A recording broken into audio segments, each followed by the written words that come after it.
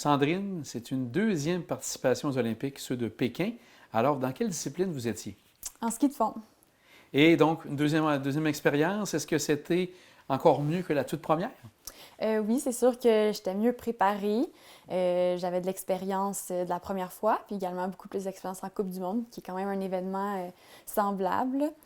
Pas d'autant grande envergure, mais quand même. Et aussi, je pense que vous avez fait quelque chose de particulier, une première au Canada, une 16e place au 30 km, le meilleur résultat à vie. Oui, c'est ça. Quand j'ai terminé ma course, on m'a dit que j'étais détentrice du record canadien pour le 30 km skate en départ de masse aux Jeux olympiques. Donc oui, c'est vraiment tout qu'un honneur pour moi d'avoir ce record-là. Est-ce que c'est encore meilleur que vos résultats aussi à la Coupe du Monde? Oui, c'est le meilleur résultat en carrière. Donc, vraiment contente sûrement de vos jeux. Est-ce qu'il y a d'autres éléments que vous avez retenus de vos Jeux de Pékin? Ben c'est sûr qu'il était un petit peu différent de Pyeongchang, étant donné la situation actuelle dans le monde, la COVID. Il y avait peut-être un peu moins d'activités au village, mais l'expérience a été extraordinaire quand même. C'est sûr qu'il n'y avait pas de partisans, seulement des personnes qui habitaient en Chine, qui étaient sur le bord des pistes. Mais malgré tout, j'ai vraiment adoré mon expérience. C'est sûr que c'était un peu plus difficile de ne pas partager l'expérience avec ma famille puis mon conjoint qui était là à Pyeongchang, mais au moins j'ai pu partager ça avec eux en 2018. Et est-ce que les contraintes étaient vraiment difficiles ou ça passait quand même bien?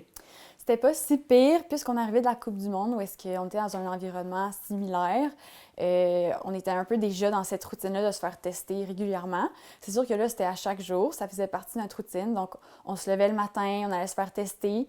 Puis, on devait également remplir un questionnaire journalier par rapport à notre état de santé. Qu'est-ce qui m'a vraiment le plus surpris, c'est quand on est débarqué de l'avion, tous les bénévoles étaient en combinaison de matière dangereuse. Donc, de la tête aux pieds, étaient Donc, c'est habillés en assez blanc. impressionnant. Oui, c'était très impressionnant de voir ça. C'est sûr qu'on s'est habitué à les voir là, au fil du temps, mais ouais, quand on a débarqué de l'avion, ça a vraiment frappé l'œil. Avez-vous eu l'occasion de faire autant les cérémonies d'ouverture et de fermeture? Malheureusement, je suis juste allée à la cérémonie de fermeture parce que le lendemain de la cérémonie d'ouverture, j'avais une de mes meilleures épreuves, soit le 15 km skiathlon. Et on était à Genjaku, qui est à environ 5 heures d'autobus ou bien 1 heure de Oh! TGV. C'est sûr qu'il y avait de la marche, et du voyagement, puis je voulais pas me fatiguer pour une de mes épreuves préférées. Fait que j'ai Et le manqué. 15 km, est-ce que ça a bien été aussi? Oui, très bien. Je suis arrivée 20e, donc un premier top 20 aux Jeux olympiques à ma première course. Donc, j'étais très heureuse de débuter les Jeux olympiques avec ça. Ça augurait très bien pour la suite pour moi, là. Fait que j'ai tout de suite parti fort. Donc, on a parlé du 30, on a parlé du 15. Est-ce que vous avez fait d'autres compétitions à Pékin? Oui, dans le fond, en ski de fond, on avait 6 épreuves. 4 individuelles et 2 par équipe. Puis moi, j'ai participé à 5 de ces 6 épreuves-là. Donc, c'était un 3 semaines très rempli pour nous. J'ai également participé au sprint skate. Puis, je suis arrivée 35e, ce qui était très bon pour moi puisque je suis une skieuse de distance. J'étais à 0,7 de me qualifier. Donc, oui, j'étais déçue de ne pas m'être qualifiée, mais j'étais très contente d'être aussi proche, puisque c'était pas mon épreuve favorite. Sinon, au 10 km classique, ça a moins bien été. J'ai plus ressenti les effets de l'altitude lors de cette course-là. J'ai pas vraiment eu une performance, la performance que je recherchais, mais je me suis rapidement reconcentrée pour le relais, qui est un événement en équipe. On est en équipe de 4, puis il y a 2 personnes qui font le style classique, puis 2 personnes qui font le style libre, skate. On a très bien performé en tant qu'équipe. On est arrivé 9e à 0,2 de la 8e place, puis notre objectif, c'est de faire le top 8. Puis c'était le meilleur résultat au relais féminin depuis 2002 aux Jeux olympiques. Donc, c'est vraiment, pour vous, ça a été vraiment de beaux jeux. Oui, tout à fait. Je suis vraiment très satisfaite de mes jeux. Je suis repartie des Jeux olympiques, la tête pleine de souvenirs. Puis aussi avec des meilleurs résultats en carrière. Je suis vraiment comblée de mon expérience. Est-ce qu'il y avait, je pense qu'il y avait d'autres personnes du centre d'entraînement qui étaient avec vous. Est-ce que vous avez pu justement compétitionner avec eux, entre autres avec le relais? Oui, dans le fond, Laura Leclerc n'était pas sur l'équipe de relais malheureusement, mais on a compétitionné ensemble dans d'autres événements. On était 5 personnes du Centre national d'entraînement Pierre-Hervé, donc 4 personnes en ski de fond et une personne en biathlon. Donc, c'est une extrêmement bonne représentation pour le Centre national. Puis, ça démontre que notre programme Il va bien. va très bien. Donc, j'ai su aussi que vous allez prendre votre retraite. Malgré ces beaux résultats, c'est le temps que vous avez décidé de terminer tout ça au niveau de la compétition? Oui, c'est ça. C'est pas une décision qui a été prise à la légère, ça c'est sûr, mais je savais qu'après ce cycle olympique-ci, je voulais terminer. C'est sûr que ces bons résultats-là ont rendu la tâche un peu plus difficile parce qu'en tant qu'athlète, on se pose toujours la question si on est capable de faire mieux. Puis je me posais aussi la question si je suis capable de poursuivre pour une autre saison. Mais en même temps, j'ai vraiment tout donné lors de la dernière année. Puis j'ai plus d'énergie pour continuer.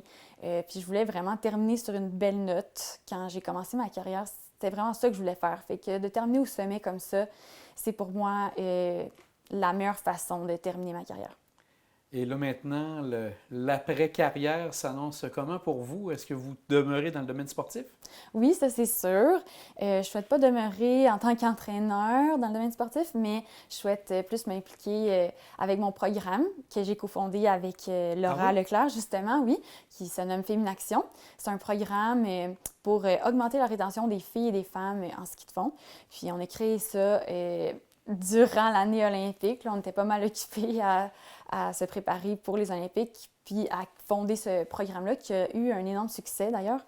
Fait qu'on va continuer avec le programme, on va essayer de grossir, d'aller chercher encore plus, toucher encore plus de filles avec le programme. Puis également, je souhaite terminer mes études. J'étudie actuellement en intervention sportive au baccalauréat à l'Université Laval. Puis, je fais conjointement un certificat en communication. Je suis également détentrice d'un certificat en gestion d'entreprise. Donc, je pense que... Assez chargé pour ce qui s'en vient dans le futur. C'est ça. Je pense que tout ça, ça va m'ouvrir des portes pour le futur. Puis, je souhaite m'impliquer peut-être au COC, au Comité olympique canadien ou dans l'événementiel sportif. L'avenir me le dira. Et ce que vous avez lancé avec Laura, est-ce que vous souhaitez faire le tour des écoles pour amener les jeunes filles à continuer, même essayer et de devenir des skieuses à ce moment-là? Dans le fond, notre programme, ça vise des filles qui sont en ski de fond actuellement. Donc, on vise une tranche d'âge de 13 à 16 ans. Puis, on essaye de garder les filles dans le sport parce qu'on s'est rendu compte qu'au fil des années, il y avait de moins en moins de filles sur les lignes de départ. Donc, on essaye de créer une communauté auprès des filles pour les aider à avoir un peu plus de plaisir, avoir ce sentiment-là d'appartenir à une communauté en ski de fond. Puis, on essaie d'aider les filles à tisser des liens entre elles parce que les filles, c'est comme ça que ça fonctionne. Ça a besoin vraiment d'un réseau autour d'elles pour être en mesure de performer, pour avoir ce plaisir-là qui est associé au sport. Et d'avoir l'école secondaire Mont-Saint-Anne, l'équipe de ski tout près de vous, est-ce que vous avez déjà senti que ces liens-là que vous avez créés, ça a amené de nouvelles personnes, de nouvelles filles à devenir skieuses? On n'est pas encore en mesure de voir si le programme a attiré des skieuses, mais on sait que 15 des 16 filles qu'on avait recrutées pour les camps d'entraînement l'année passée sont encore en ski de fond. Donc ça, c'est un très bon indicateur, oui. Puis celle qui n'est plus dans le programme est encore dans le milieu du sport. Donc pour nous, ça, c'est également une réussite, là. Les filles sont encore impliquées dans le sport, puis c'est ça qu'on souhaite.